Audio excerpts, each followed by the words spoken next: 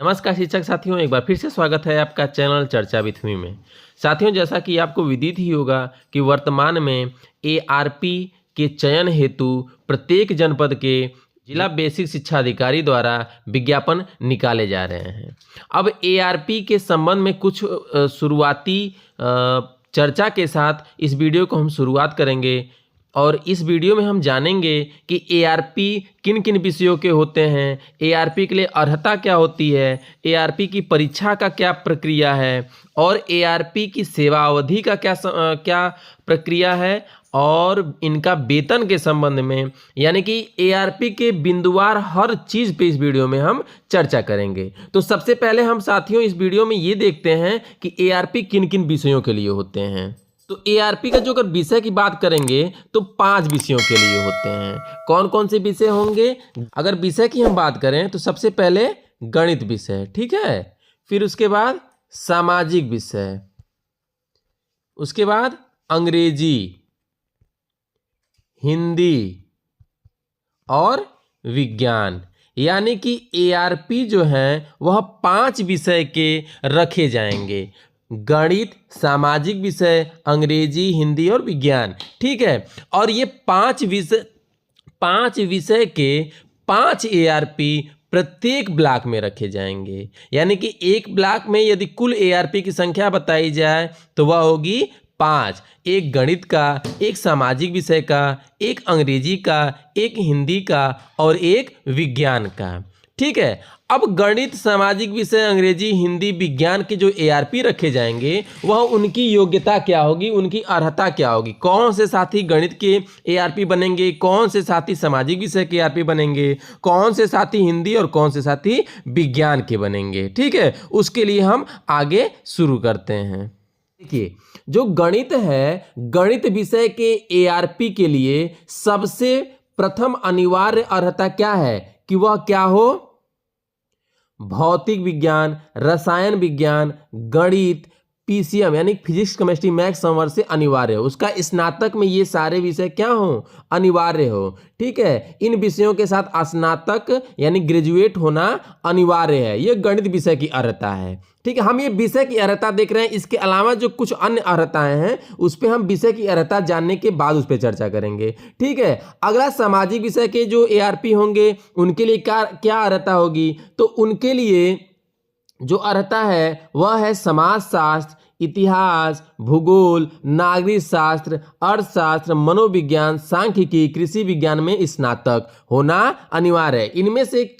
इनमें से यानी कि स्नातक में आपके जो अगर आप ग्रेजुएशन कर रहे हैं, ठीक है, तो इन विषयों में से विषय होना अनिवार्य है, ठीक है। तभी आप सामाजिक विषय के एआरपी के लिए आवेदन कर सकते हैं, आवेदन करने के लिए अर्ह होंगे, ठीक है। इसके बाद अगला जो बिंदु हम लोग का आएगा अंग्रेजी। देखिए, अंग्रेजी और हिंदी के लिए कमोबेश सेम अर्हता है कि जो अंग्रेजी विषय के एआरपी और हिंदी विषय के जो एआरपी बनेंगे उनका अंतिम वर्ष में अंग्रेजी अनिवार्य है। इसी तरह हिंदी के लिए जो होगा वह भी क्या होगा?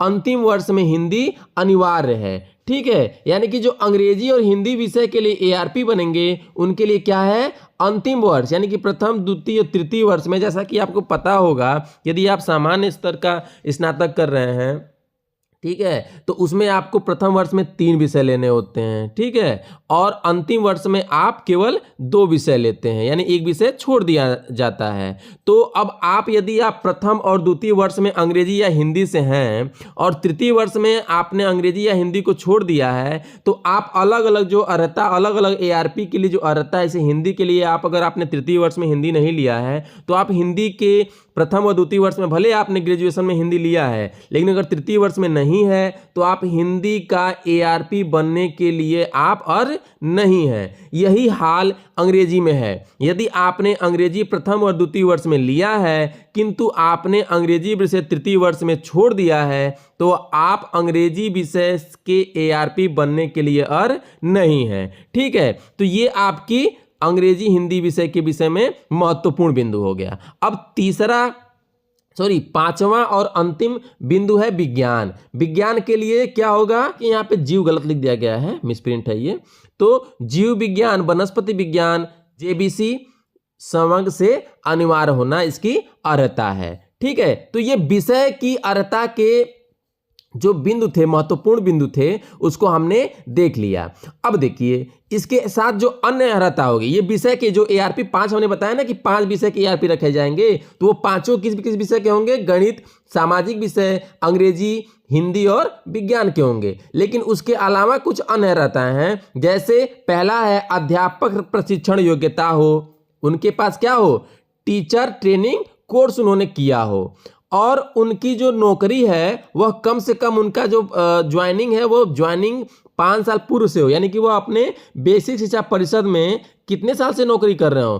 5 साल से, यानी 5 वर्ष का उनका अनुभव हो, शिक्षण कार्य का 5 साल का उनका क्या हो? अनुभव हो। अगर 5 साल से कम अनुभव है तो आप उसके लिए अर्ह नहीं है। ठीक है, अब दूसरा चीज ये है कि अगर आपके यानी कि जो भी एआरपी साथी, जो भी शिक्षक साथी एआरपी बनने के लिए फार्म भरना चाह रहे हैं, उनकी सेवा अवधि कितनी हो? 10 साल हो। 10 साल से अगर कम है तो आप पे विचार नहीं किया जाएगा।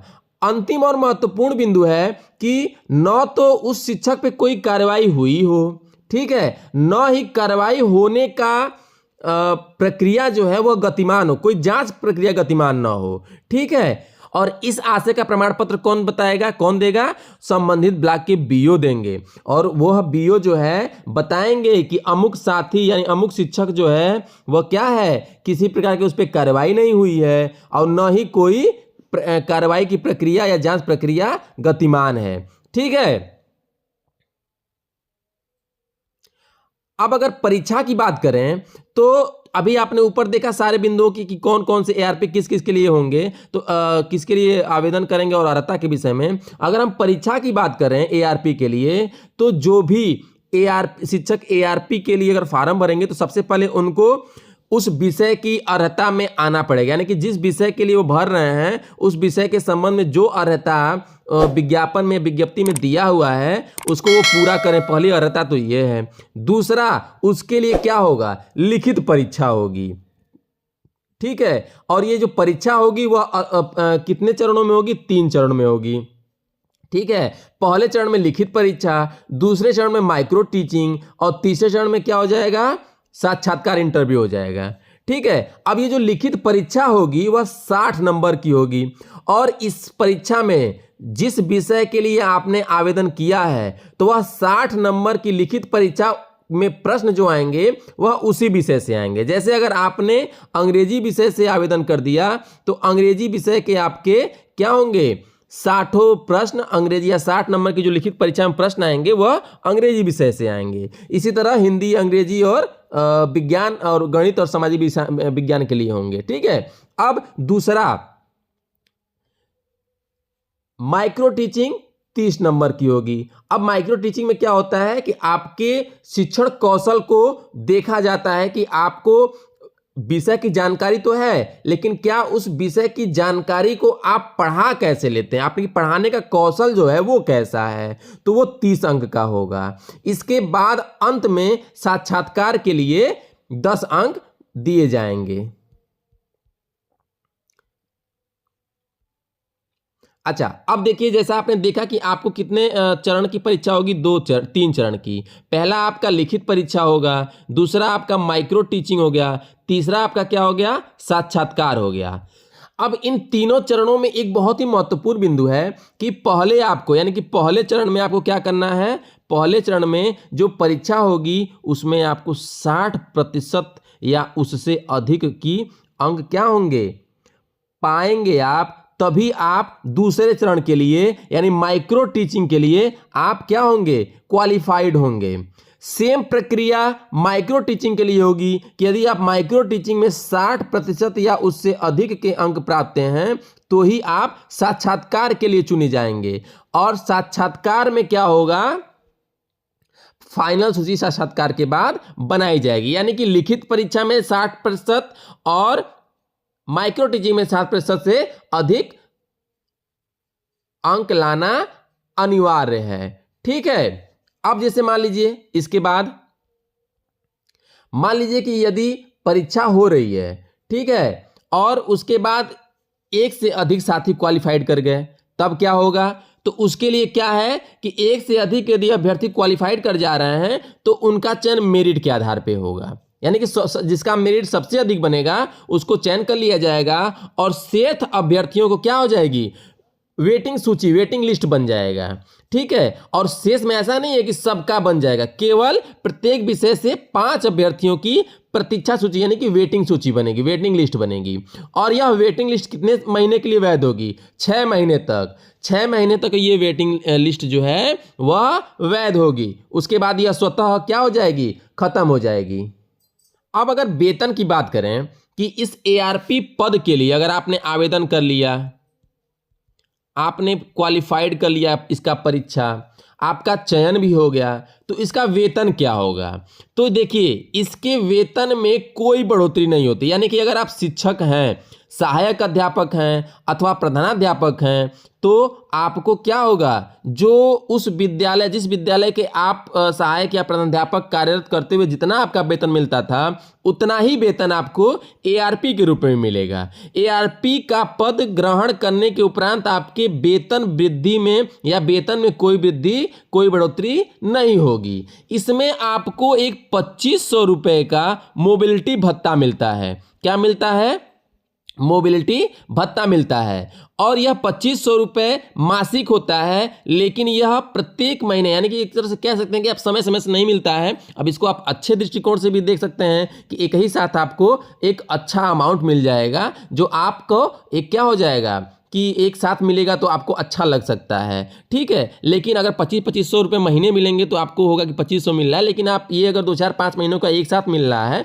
जो कि संभवतः पिछले कार्यकाल या पिछले या वर्तमान में जो एआरपी साथी कार्य कर रहे हैं उनके द्वारा बताया यही जाता है कि जो मोबिलिटी भत्ता है वो एक साथ ही आता है, कुछ 2-3-4-5 महीनों का एक साथ आ जाता है। ठीक है, अब अगर इनके कार्य की हम बात करें तो उसके लिए हम अलग से वीडियो बनाएंगे, लेकिन जो इनकी मासिक बैठक है वह प्रत्येक माह में कम से कम 2, एक सीडीओ सर के पास और एक डाइट पे इनकी जो मासिक समीक्षा बैठक होती है वहां पे जाना ही जाना होता है। ठीक है, और इसके अलावा जो विद्यालय में सुपरविजन का कार्य इनको करना होता है तो उसमें जो है इनके लिए अलग से 2500 रुपये में ही इनको सारे अपने व्यय जो है वह करने हैं। अगर इसके अधिक है तो वो अपने पास से ही लगना है, और ये लगभग मान के चलिए कि इससे अधिक हो ही जाना है। ठीक है, तो इसके लिए आपको ये मान के चलिए कि एआरपी बनने के उपरांत आपके वेतन में कोई बढ़ोतरी नहीं होनी है।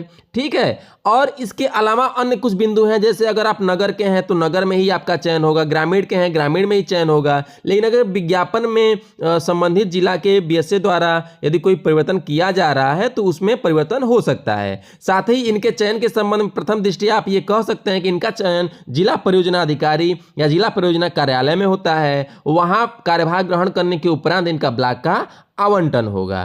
ठीक है, लेकिन ये होता है कि जिस ब्लॉक में आप सहायक अध्यापक के पद पर कार्य कर रहे हैं ऐसा नहीं है या ऐसा गारंटी नहीं है कि आपको वहीं पे मिलेगा या आपको वहां नहीं मिलेगा। दोनों की गारंटी आपकी नहीं है, वहां मिल भी सकता है नहीं भी मिल सकता है।